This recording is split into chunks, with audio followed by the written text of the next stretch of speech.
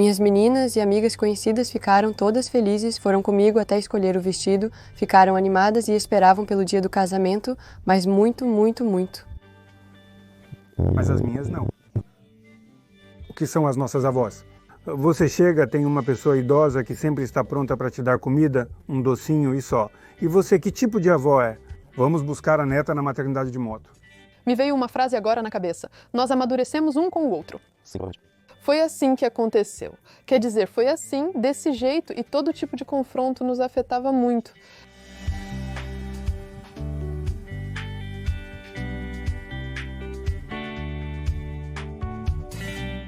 As crianças estão chamando.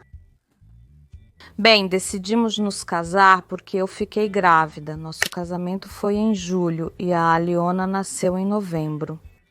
Ou seja, acabei a escola já grávida. Eu não sei como foi para ele, mas para mim, pessoalmente, eu não sei.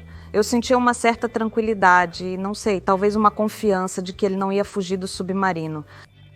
Uma história muito banal para o nosso caso, porque aconteceu um caso desses com a gente, a gravidez. Bem, com você. E com você, nada aconteceu? Ficou aí sentado e depois de 11 anos... Ué, o que é isso, Nastya, de verdade? Bem, não é bem assim. E agora, o que fazer?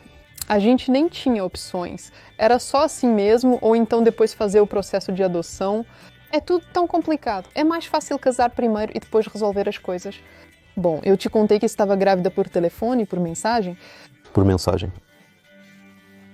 Sim, muitas coisas não se dizem por mensagem. Essa era uma delas. Mas, de qualquer forma, o que aconteceu, aconteceu.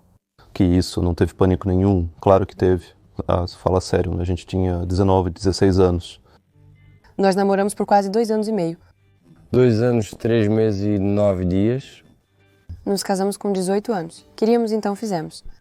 Sim, porque adiar para amanhã o que se pode fazer hoje. Fomos morar juntos e começamos naturalmente a descobrir quem realmente éramos. Quem somos nós? Porque antes disso, éramos pessoas de cidades diferentes que se encontravam de vez em quando. Mas, devido à nossa idade, enfrentamos uma dificuldade naturalmente. Não tínhamos nossa própria casa. No primeiro ano, moramos com a mãe da Vita. No segundo ano, moramos com a minha mãe. E depois percebemos que essa opção não era adequada para nós. Sim, depois decidimos sair e fizemos isso. Bem, as dificuldades começaram quando, depois de um tempo, a Helena nasceu. Não sei se isso se chama dificuldades ou simplesmente vida. Simplesmente, por exemplo, eu chegava... Desculpa te interromper. Chegava do trabalho, ia para a faculdade, voltava. E já tinha uma banheirinha me esperando na cozinha. Meu principal trabalho era segurar a cabeça. E assim era toda vez. Ou seja, dava um banho... Ou seja, eu chegava e dava banho. E depois tentei lá... Me pediram para torcer as fraldas, eu torci. Depois disso disseram, você não pode fazer isso porque minhas mãos não ficavam limpas. E eu trabalhava como mecânico de automóveis. Ou seja, eu torcia, parecia limpo, mas as fraldas ficavam sujas. O que é limpeza? O que é lavar louça de forma sistemática? Tive que aprender de repente. Não posso dizer, claro, que nunca lavei louça na vida antes disso, mas nunca em tanta quantidade. Você não cozinha só para si, você já cozinha para 2. Já precisa calcular quanto ela vai comer e quanto eu, para preparar tudo. Tentei dividir as tarefas. Eu dizia, você faz isso, eu faço aquilo. Não, nunca dá certo assim. Ela cozinha, eu limpo, ou eu cozinho, ela limpa. Tudo isso acontece meio que naturalmente. Ainda temos dificuldades? Eu sei quando tivemos dificuldades.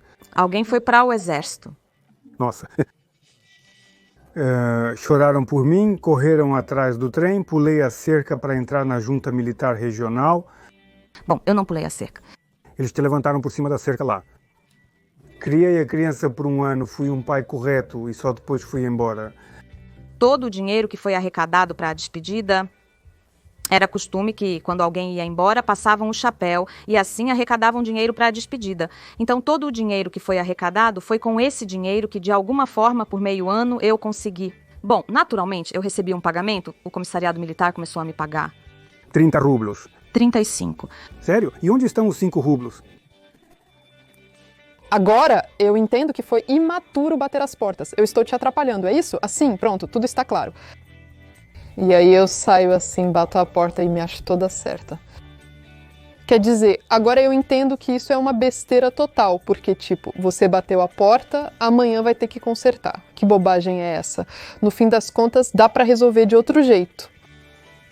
Acho que o meu lado infantil era que eu ignorava muitos problemas e achava que eles iam simplesmente passar sozinhos, mas por algum motivo eles não passavam. Me veio uma frase agora na cabeça. Nós amadurecemos um com o outro. Sim, provavelmente. Foi assim que aconteceu. Quer dizer, foi assim desse jeito. E todo tipo de confronto nos afetava muito. É uma pergunta muito estranha, porque quando de repente você tem um filho aos 16 anos, provavelmente a vida de qualquer jeito muda completamente assim. É claro que isso imediatamente resultou, no mínimo, em menos contato com os amigos, menos encontros, e apareceu um monte de responsabilidades extras.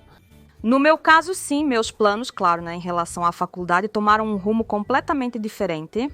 Ou seja, naturalmente naquela época, a faculdade estava fechada para mim. Acabei entrando na faculdade um ano depois. Mas, de novo, não naquela que eu queria fazer economia, mas acabei entrando na pedagogia. Mas, de certa forma, para ser sincera, não me arrependo. Isso é verdade, falando do fundo do coração.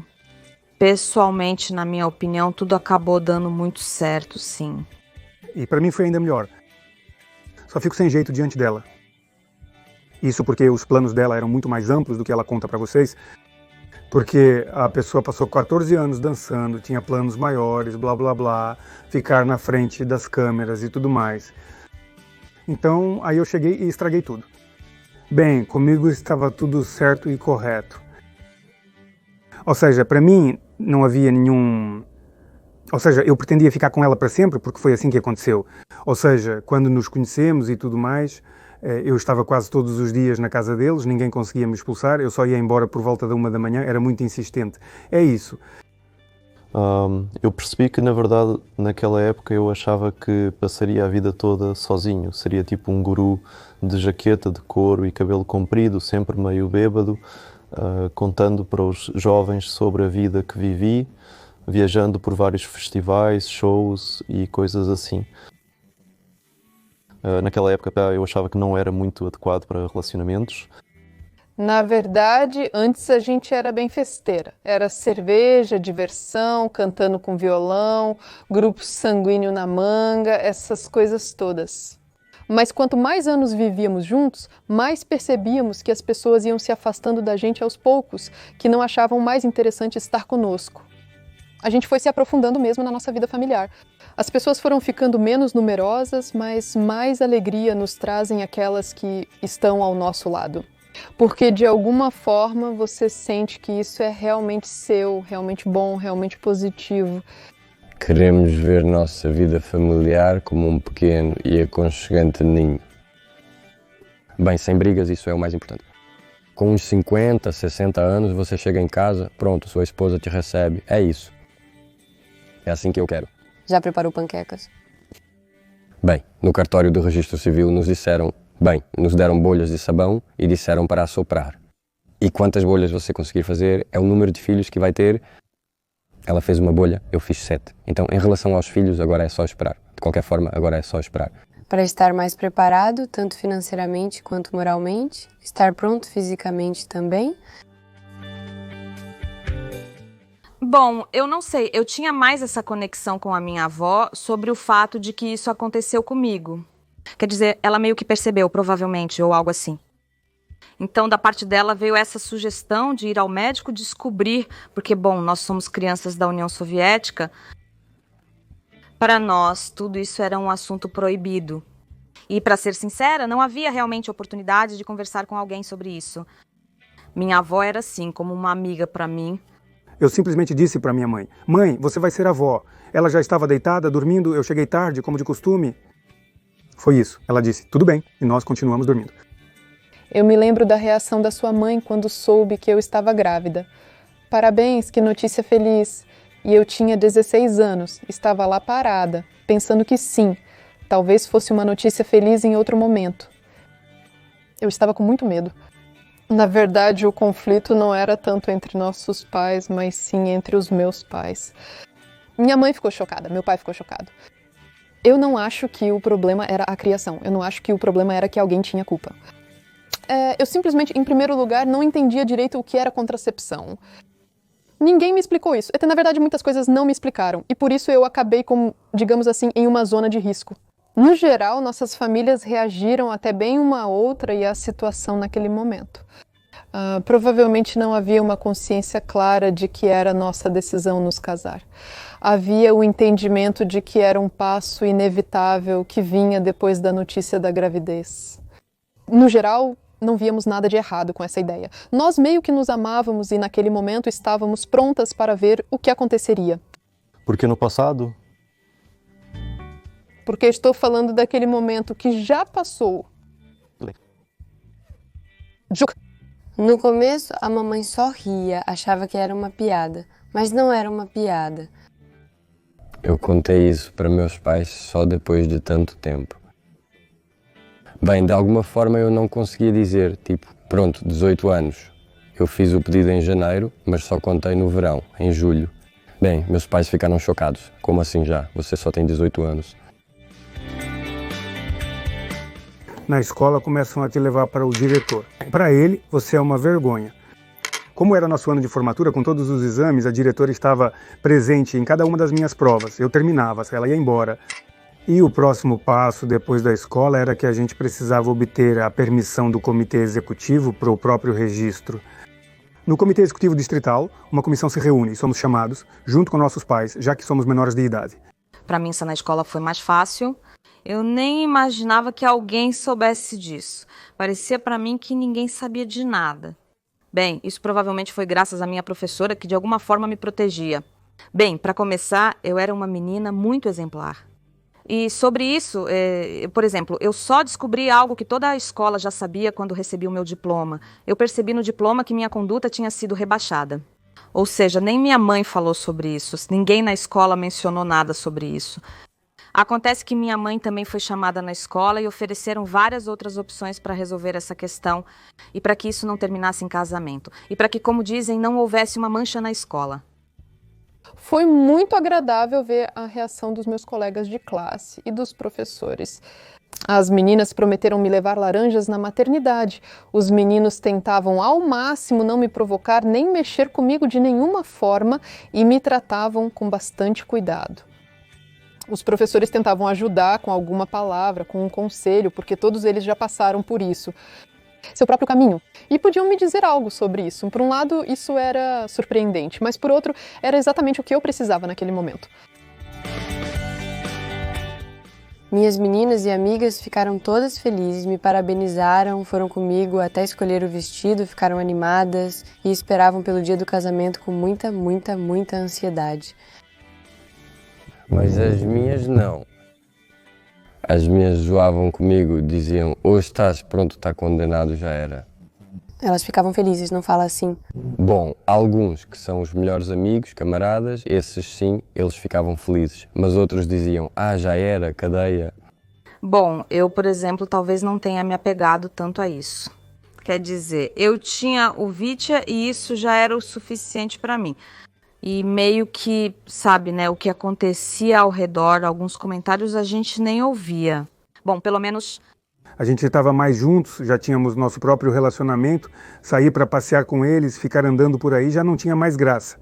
Depois de um tempo, sim, eu descobri que uma amiga minha acha que desse jeito eu acabei com a minha vida. Mas, no geral, especificamente naquela época, eu estava cercada de pessoas que estavam mais curiosas, querendo saber como era, pelo que eu tive que passar, o quanto isso doía. Naquela época eu tinha amigos muito divertidos. Quando eu li essa mensagem para eles, meu amigo disse, hey. E basicamente essa é uma citação direta. No cartório de registro civil ninguém olhou torto. Tipo, eles se casaram com 18 anos. Por que eles fizeram isso? Eles são tão jovens, como é que vão aproveitar a vida? Talvez eles tenham cochichado alguma coisa em algum lugar, mas eu acho que talvez a gente só não quisesse ouvir isso. E de alguma forma isso passava por nós, a gente não dava muita importância. Nós éramos muito bonitos, todos olhavam para nós, não faziam perguntas desnecessárias. Tinha dança, tinha fotógrafo, tio Jora, um monte de fotos, uma pessoa maravilhosa, era nosso vizinho do 9º andar. Simplesmente hoje em dia você não entende. Olha as fotos e percebe que a sogra era 13 anos mais nova do que eu sou hoje. E você pensa, caramba, ela era tão jovem naquela época. Isso é, meu Deus, Naquela época, tudo era como se estivesse em uma névoa. Eu me preocupava mais, por exemplo, se minhas pernas não iam inchar para conseguir aguentar tudo aquilo direito. O casamento aconteceu nas melhores tradições do espaço pós-soviético, com toalhas bordadas, com aquele discurso de queridos noivos neste dia maravilhoso e assim por diante. Ou seja, tudo foi tão clichê, tão padronizado e ao mesmo tempo bonito, fofo e irônico que eu, de verdade, até chorei de emoção. E ainda teve uma coisa engraçada lá. No nosso cartório de registro civil, a dança dos noivos é feita ao som da música do filme erótico Emanuel. Que é horror. Foi surreal, porque era aquele cartório de registro civil soviético, com aquele tom festivo forçado. Toalha cerimonial, castidade?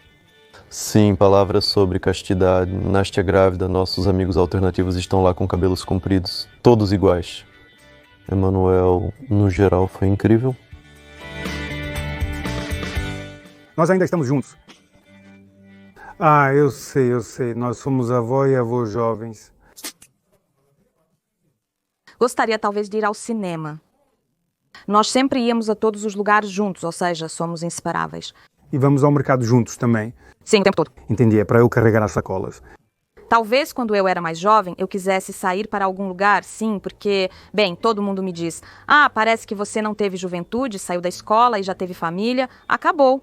Além disso, pessoalmente, para mim, a vantagem é que neste momento ainda tenho energia para ajudar minha filha com os netos. Bem, nós somos avós diferentes nesse sentido, porque lembra da sua avó e eu da minha avó, né? O que eram as nossas avós? Você chega, é uma pessoa idosa, né? Que está sempre pronta para te dar comida, um docinho e só isso. E que tipo de avó você é? Vamos buscar a neta na maternidade de moto. Ela está em todo lugar. Isso. Você se torna mais forte a partir dessa idade, quando você cresce, a partir dos 18 anos. Bem, você passa a lidar melhor com a vida cotidiana, com as tarefas do dia a dia. Como dizem agora, você encara mais de um jeito jovem, por assim dizer, e não do jeito que é aos 28 anos, 30 anos. Não existe esse abismo de gerações entre a gente e nosso filho.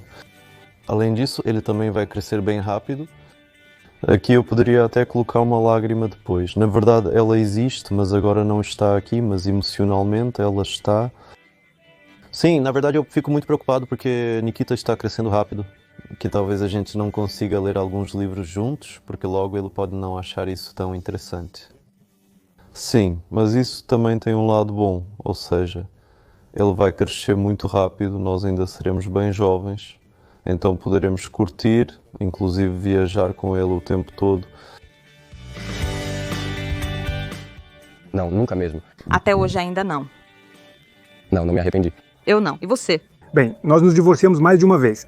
Claro, isso é óbvio, mas o mais doce disso tudo é fazer as pazes. Sem isso, não é vida. Aí tudo vira só aparência. É que quando dizem, ah, nós nunca brigamos, nunca tivemos isso... Bem, geralmente são pessoas mais velhas. Bem, eu acho que... Mas que tipo de vida é essa? Que vida é essa? E como é que se reconciliam? Se reconciliar é que é o mais importante. Teve momentos em que, da minha parte, eu realmente me arrependi de termos nos casado e de tudo ter acontecido desse jeito. Mas esses arrependimentos agora estão tão distantes deste momento. Agora, neste momento, eu não posso dizer que me arrependo de alguma coisa. Sim, às vezes eu tinha fantasias sobre onde eu poderia estar se não tivesse me casado tão cedo. O mais engraçado é que agora eu entendo que tudo isso provavelmente soa muito açucarado, tipo, nós chegamos aqui, blá blá blá, está tudo bem. Mas nessa situação, por algum motivo, eu realmente tinha pensamentos, na maioria das vezes, não muito otimistas. Porque eu realmente entendo que o casamento precoce foi, em muitos aspectos, um motivador para eu me desenvolver, aprender coisas novas. Porque talvez eu teria continuado trabalhando como especialista em informática no departamento de cultura. Talvez naquela época não, isso teria sido suficiente para mim. Mas isso deixou de ser suficiente e eu tive que me desenvolver. Ou seja, no começo eu não queria muito isso, eu resistia a isso. Entre amigos, colegas de escola e assim por diante, muita gente simplesmente se entregou à bebida. Muitos já não estão mais vivos, alguns ainda estão bebendo até hoje, ou seja, tem esse detalhe. Por isso os tempos eram muito difíceis. Ou seja, nos anos 90 eu voltei do exército e olha, tudo começou a desmoronar diante dos meus olhos, inclusive o meu trabalho. Ou seja, tudo começou a desmoronar, era preciso se adaptar, e nem todo mundo conseguiu aguentar. E nós dois, nada. Ela tem salário, eu não. Eu tenho, ela não. Ótimo, então tudo certo. O nosso dinheiro é um só para nós dois, por isso não existe esse negócio de meu ou seu. Se precisar, pegamos. Se não precisar, guardamos, se tiver. Aproveitar a vida, curtir... Bom, eu não sei. Você já curtiu bastante? Claro. Antes de mim, né? Bom, eu estou feliz. E eu estou feliz. Olhem, eu posso fazer assim e estou absolutamente feliz com essa possibilidade. Bem, isso é natural, considerando todas as outras possibilidades. Mas isso também está incluído. Por que você nunca me pergunta se estou feliz no momento em que você enfia seu dedo gelado no meu nariz? Não precisa, não precisa. Deixa eu te responder agora. Vamos lá. Deixa eu responder agora, para você entender. Sim.